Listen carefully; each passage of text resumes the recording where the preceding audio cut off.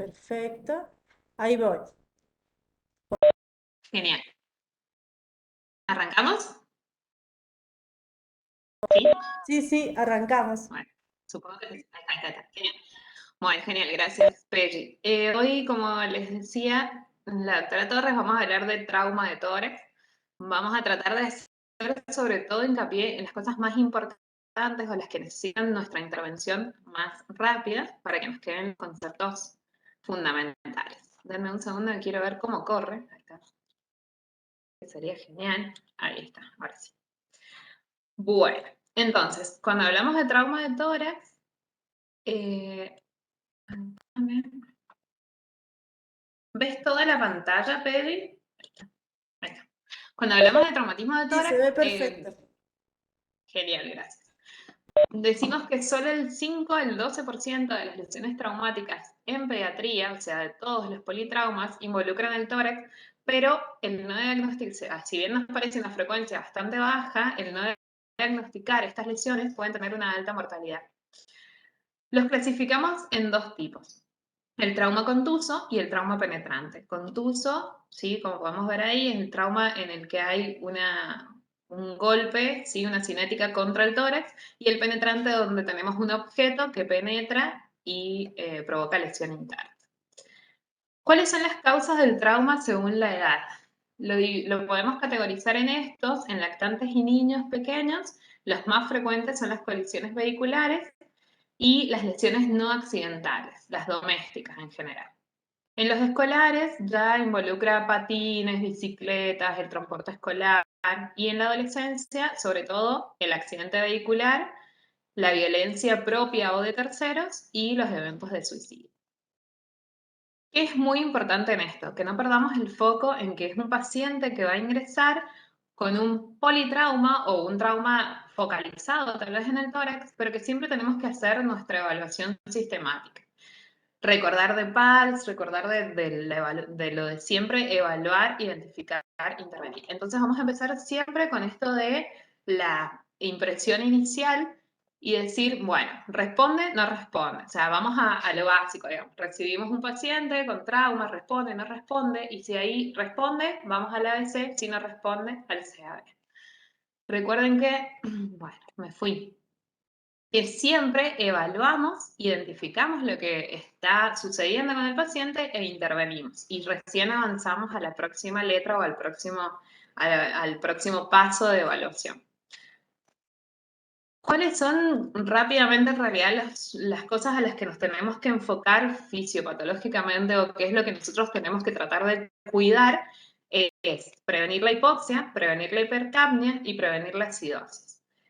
¿Qué sucede? Cuando hay una anoxa, ¿sí? Que altera esta mecánica o la anatomía de nuestro tórax, las lesiones, lo primero que vamos a ver, ya sea por hipovolemia, por pérdida de sangre en un hemotórax masivo, por alteración del BQ en las contusiones, por alteración de la presión intratorácica en un neumotórax a tensión, lo primero que se va a generar es la hipoxia.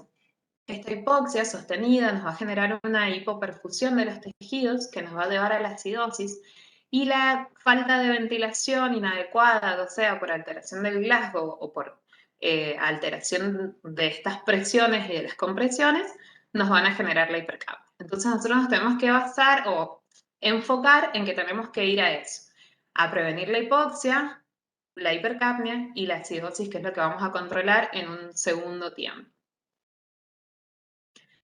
Dentro de este trauma de tórax tenemos lesiones torácicas con amenaza de vida que pueden clasificarse en amenaza inminente de la vida o en amenaza potencial. La amenaza inminente tenemos la obstrucción o lesión de la vía aérea, neumotórax abierto, neumotórax a tensión, tórax inestable, lesiones de grandes vasos, hemotórax masivo y taponamiento cardíaco. Dentro de las amenazas potenciales de la vida tenemos la contusión, la rotura traqueobronquial, rotura diafragmática, perforación esofágica y lesión de... Ahora vamos a charlar un poco de cada una de estas, pero recuerden, entonces hicimos evaluación inicial. De esa evaluación inicial respondió el paciente, hicimos apariencia, respiración, cómo respira, tiene pulso, pasamos al ABC. Entonces en esta A nos vamos a encontrar con la obstrucción o lesión de la vía aérea. Recuerden que siempre vamos a inmovilizar el cuello del paciente. Si tenemos obstrucción y vemos que hay algo que no está, sí, vamos a revisar, vamos a ver si hay algún objeto, si hay un trauma que haya generado algún hematoma que esté comprimiendo, y vamos a intervenir. Le daremos oxígeno, presión positiva, lo que necesite, digamos, según la clínica que nos va a presentar el paciente. Arrancamos con el tal vez más importante y que tenemos que identificar rápidamente, que es el neumotórax a tensión. El neumotórax a tensión se produce por la salida del aire desde el pulmón a la cavidad torácica, que va saliendo y va desplazando. En el paciente pediátrico el mediastino es muy móvil, entonces va desplazando y comprime tanto el pulmón contralateral como los vasos y el corazón, que va comprimiendo y desplazando.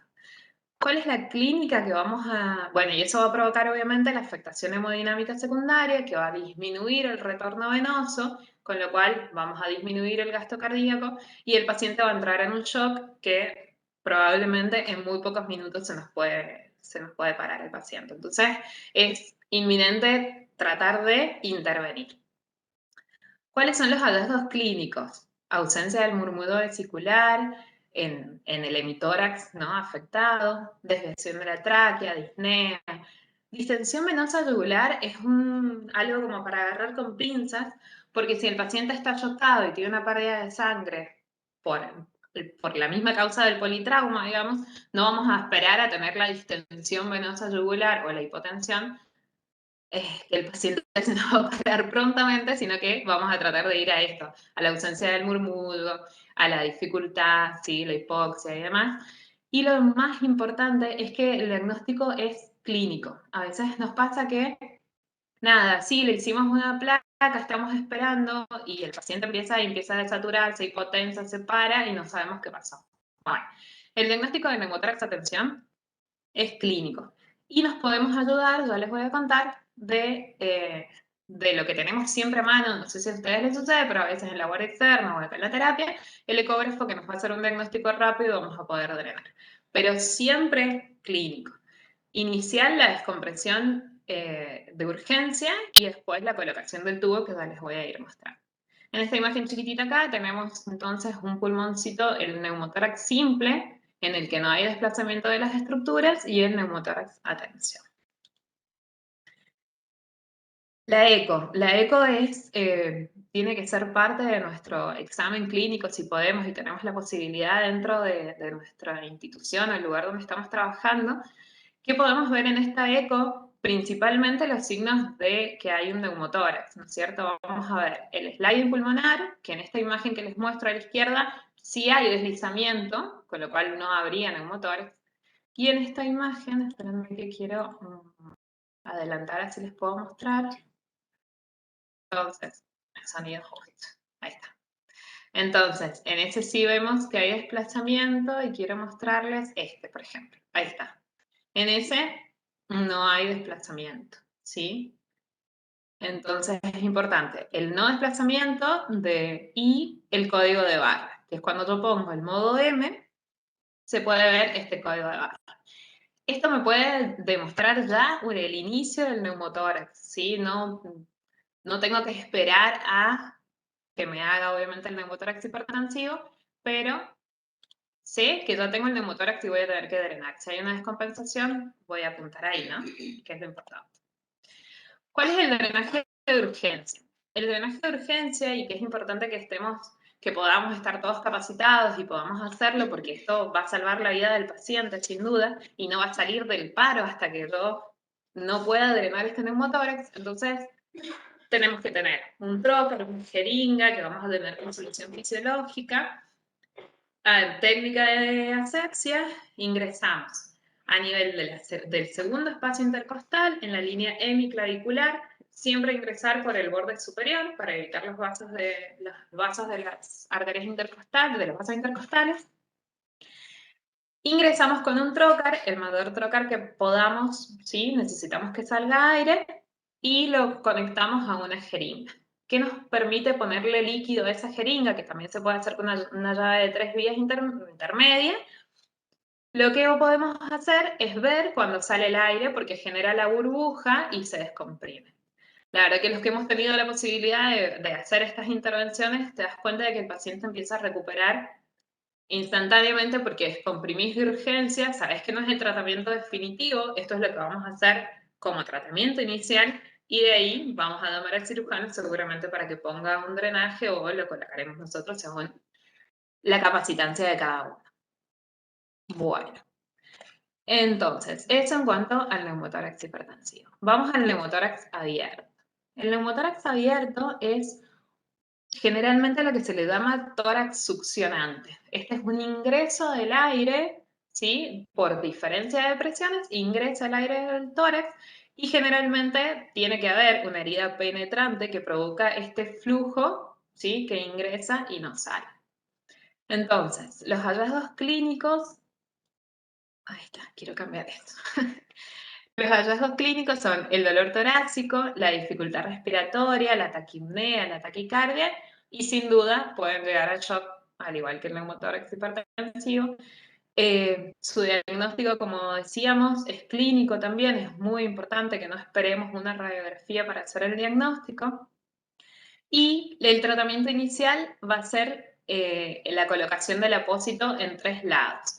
Ahora les muestro. Lo que quería decir es que si el drenaje, el neumotórax, perdón, una vez resuelto, que yo intervine y solucioné, digamos, esa puerta de aire que está ingresando, si eso persiste, hay que pensar en que el drenaje está mal colocado, en que hay una mala conexión del aspirador, porque en general en estos pacientes vamos a poner un aspirativo, que hay una ruptura asociada traqueobronquial, que hay laceración pulmonar asociada o que hay una oclusión bronquial.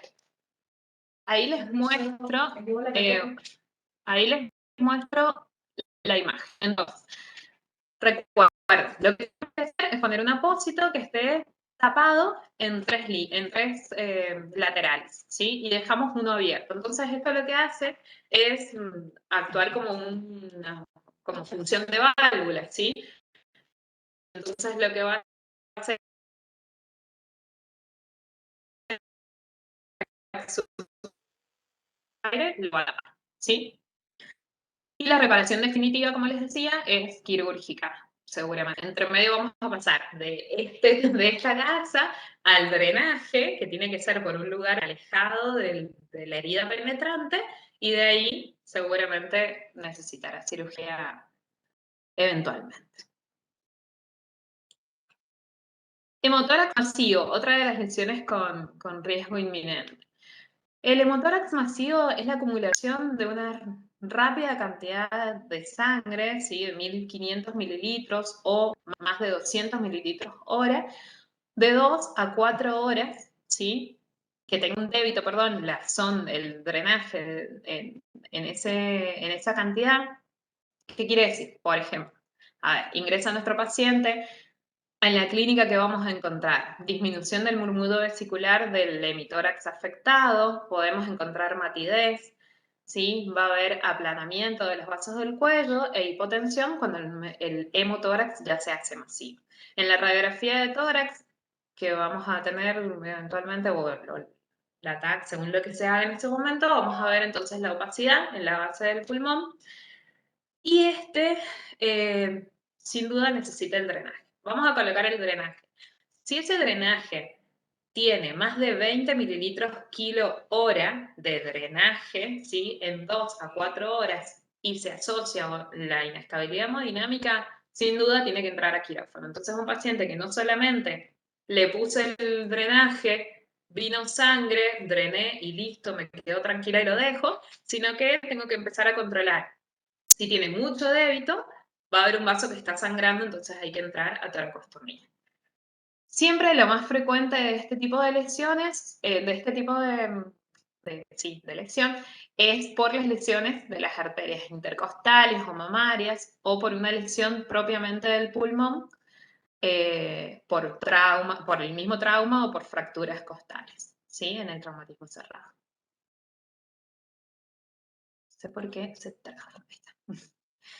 quería mostrarles esto porque dentro de nuestra valoración inicial, si tenemos la posibilidad de una ecografía, vamos a poder hacer el ECOFAST, una evaluación bien rápida de nuestro paciente que nos va a poder dar una amplia visión. Va a empezar como un derrame pequeño, ¿sí? Entonces yo acá les puse algunas imágenes que podemos ver. Ven cómo está ahí bueno, esto se llama signo de la medusa, pero podemos ver este líquido entre el pulmón que está compacto, digamos, y el diafragma. Al igual que acá, que vamos a ver ahí, ¿ven? Esa cantidad de líquido.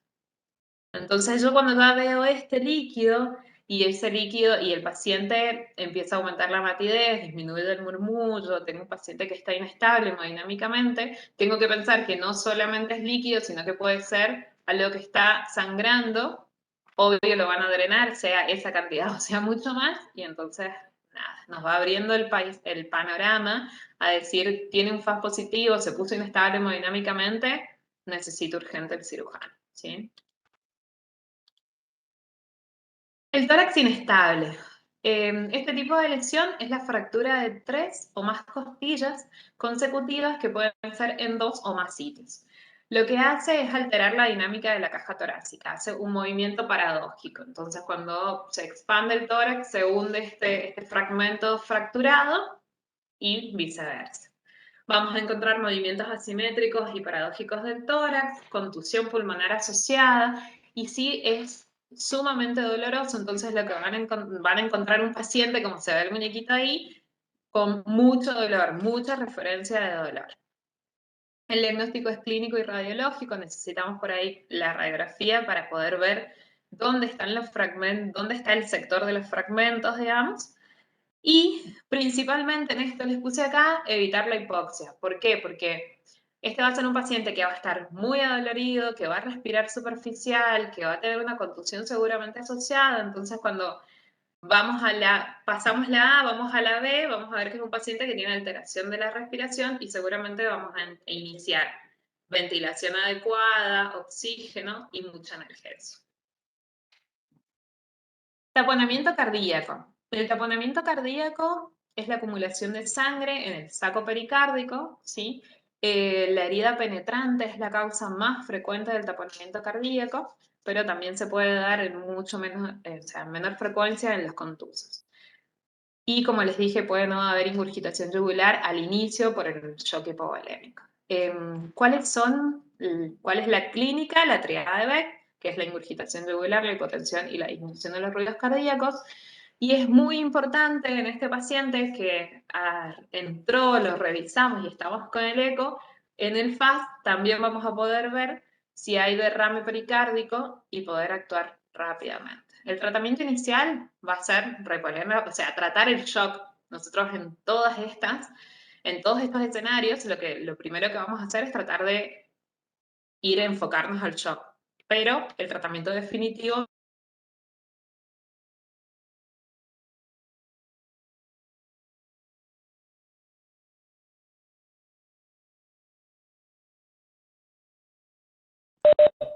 Lelis, no se te escucha. A ver, ahí vamos a ver qué pasa.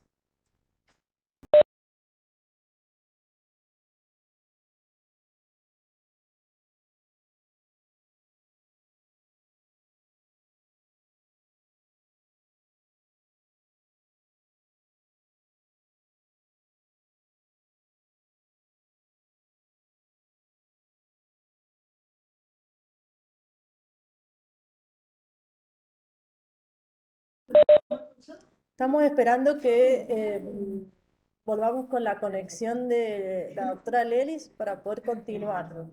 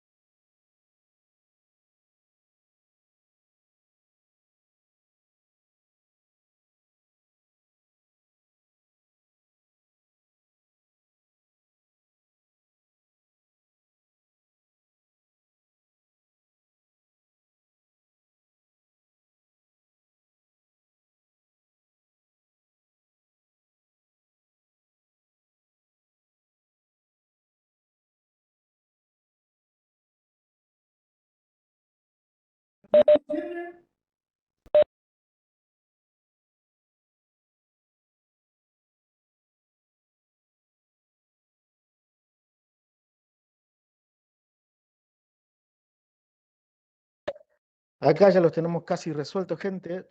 Así que estamos volviendo a Ahí se compartir escucha. pantalla. Ah, perfecto.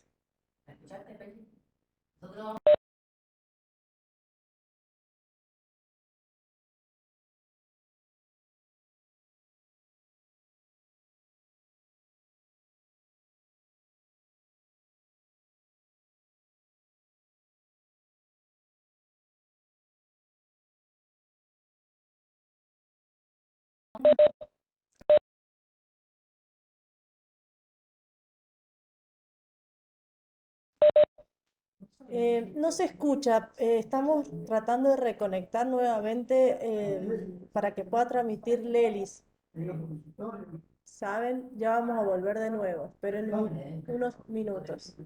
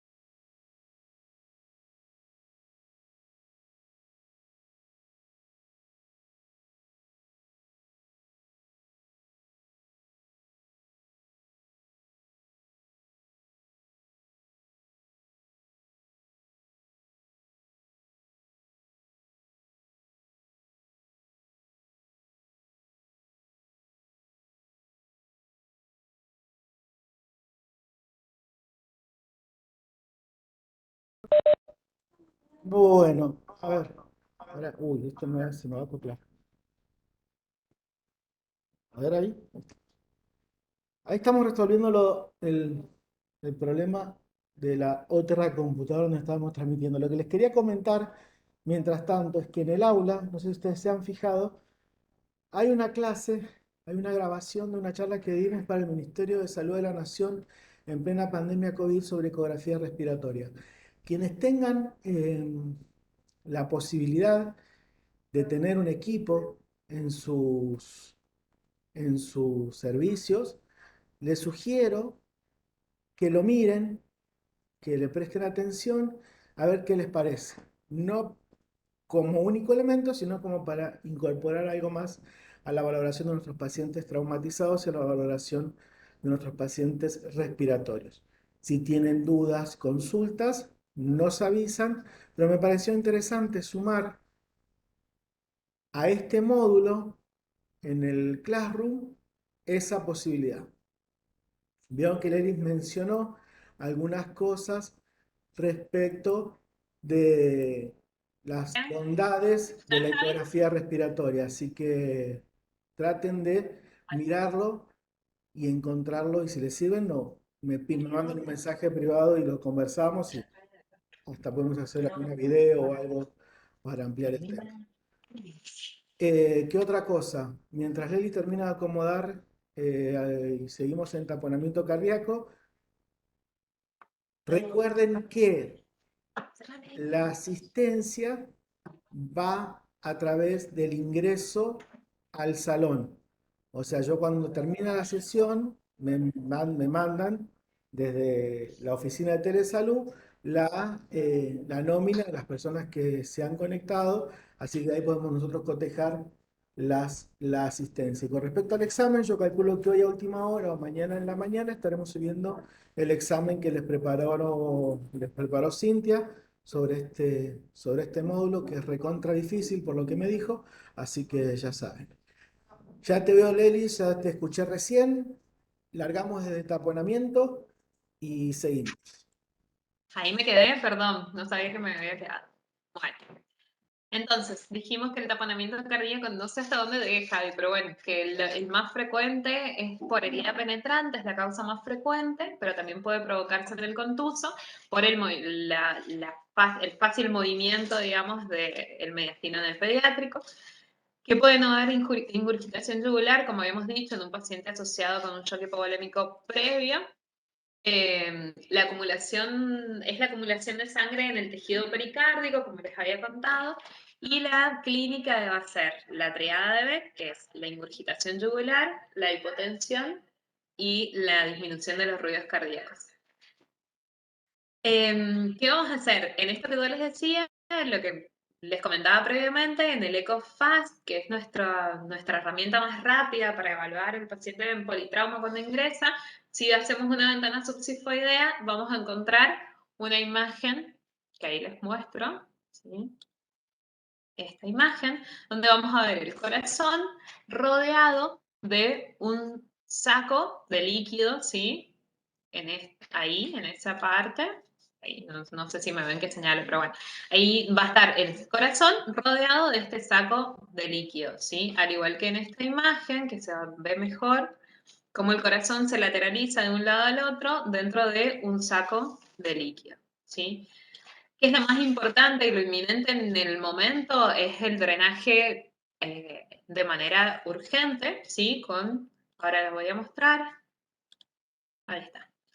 Hacemos una pericardiocentesis por vía subsifoidea. Si tengo a alguien idóneo que me muestre la imagen, mucho mejor. Si no, se ingresa de la misma manera. Vamos a ingresar con un trocar, con la jeringa, y se hace apuntando hacia el hombro izquierdo.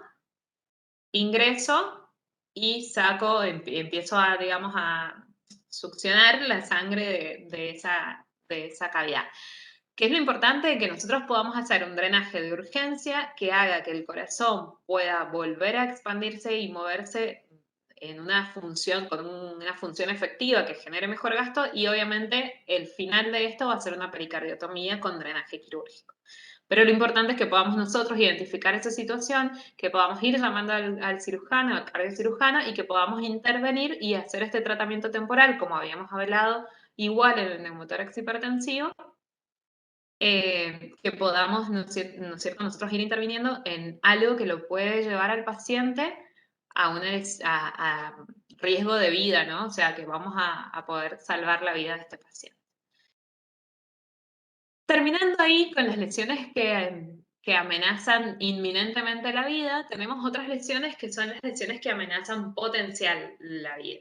¿Qué quiere decir esto? Que tengo un tiempito más para poder intervenir, que no necesito resolverlo ya, pero sí lo voy a tener que resolver en un tiempo diferente. En este vamos a poder ver por ahí un poco más esto, la hipoxia, la hipercapnia, vamos a pedir un gas, vamos a haber pedido una placa, vamos a haberle hecho tomografía al paciente para ver todas las lesiones asociadas. Entonces, vamos a poder identificar estas lesiones que no son las más urgentes. ¿Cuáles son? La contusión pulmonar, una rotura traqueobronquial, que vamos a tener sin duda un neumotórax simple y vamos a poder hacer el diagnóstico oportuno luego.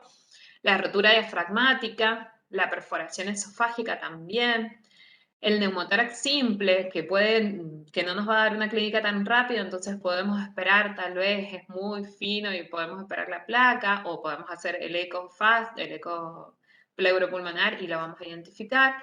La lesión miocárdica, que vamos a necesitar también el laboratorio y el ecocardio.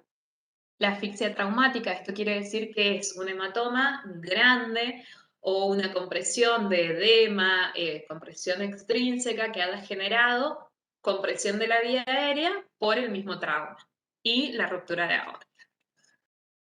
Así como para hacer un repaso general y ver, ¿no es cierto?, las cosas que podemos hacer, perdón. tenemos entonces que nos tenemos que... Déjenme un segundo que quiero que desaparezca. Ahí está. Entonces, nos concentramos en evaluar al paciente, colocarle la oxigenoterapia, monitorizarlo, tomar todos los recaudos, digamos, de tenerlo conectado, monitorizado, inmovilizar cervical. Evaluamos primero la A, si hay obstrucción o no hay obstrucción en la vía aérea. Si hay obstrucción, entonces apertura de la vía aérea, desobstrucción, aspirar las secreciones, ver cuál es la obstrucción, resolverlo y sigo, ¿sí? Si no hay, igual tengo que aportar el oxígeno y continuar con mi evaluación en la B. En la B, respiración, ¿hay insuficiencia respiratoria? Sí, no. ¿Hay insuficiencia respiratoria? ¿Mi paciente no respira bien? ¿Qué tengo que descartar? Sobre todo el neumotórax a tensión como lesión inicial que va a descompensar mi paciente, que puedo hacer una toracocentesis, o un neumotórax abierto, si hay una herida evidente, cierro como habíamos hablado con gasas y luego la toracocentesis. Una vez resuelto esto, tengo que estar atentos. Si había un derrame pleural, estar atentos a este drenaje que yo les había dicho, de que haya más de 20 mililitros kilo hora en 2 a 4 horas, va a necesitar una cirugía y una intervención quirúrgica. Sí, bueno, luego obviamente la inmovilización, el tratamiento del dolor, si el paciente tiene fracturas, si hicimos diagnóstico de fracturas, de este tórax inestable, acuérdense, oxígeno, sedación, estabilizar al paciente, perdón, me ahogué, la ventilación si es necesaria o no, y luego, bueno, si hacemos diagnóstico de taponamiento cardíaco, va a ir a la pericardiocentesis, tratamiento quirúrgico, vamos enfocando un poco cada una de las cosas, pero lo más importante es nuestra evaluación sistemática, que nos pongamos, digamos, que vayamos siendo ordenados y podamos ir descartando estas lesiones que amenazan la vida desde el inicio. Como conclusión, cortas, la mayoría de estas lesiones pueden ser controladas con procedimientos rápidos y sencillos, que es lo que más me interesa que podamos hacer hincapié. No olvidar nunca el ABC, categorizar las lesiones que puedan comprometer la vida, identificar, intervenir y continuar. Y recuerden que el mayor foco, digamos, que vamos a encontrar en todas estas lesiones de trauma es la hipoxia perdón, la hipoxia, la hipercapnia y la acidosis, que es donde nosotros nos vamos a focalizar en mejorar esos 3 parámetros. Y nada más, eso sería todo. Lo importante, les puse acá las fotos de las chicas porque realmente lo que me parece más importante en esto es el trabajo en equipo, el estar capacitándonos continuamente, el poder trabajar en equipo, en confiar en el otro y en actuar rápidamente. No sé si hay preguntas, dudas. Muy bien, felicitaciones. Gracias. Acá aplaude la hinchada. Acá aplaude la hinchada. Muchas gracias, Leli. Clarísimo. Mirá, hay preguntas que yo he ido respondiendo por el chat de WhatsApp, pero vamos a tomarnos un ratito por si alguien tiene alguna pregunta por el chat de acá. Mientras tanto, me parece que también voy a poner en el Classroom. La clase fue la del año pasado de evaluación inicial, ¿o no? Sí, sí, Jaime. Entonces, De enfoque sistemático. enfoque sistemático. No, evaluación sistemática de trauma, no, enfoque sistemático. Vamos a volver a compartirla en el aula sobre evaluar, identificar, intervenir. Me parece que es importante eso, repasarlo y tenerlo todo el tiempo. Así que se los voy a compartir dentro del material de este módulo. No en el manejo inicial de trauma, sino evaluación sistemática. Evaluar, identificar, intervenir y categorizar. Así que muchísimas gracias, Leli, por la charla.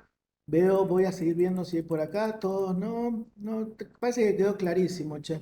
Llegamos a picos de 150 personas. Felicitaciones. Todo fantástico.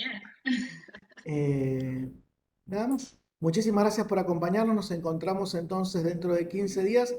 El examen, recuerde que va a estar disponible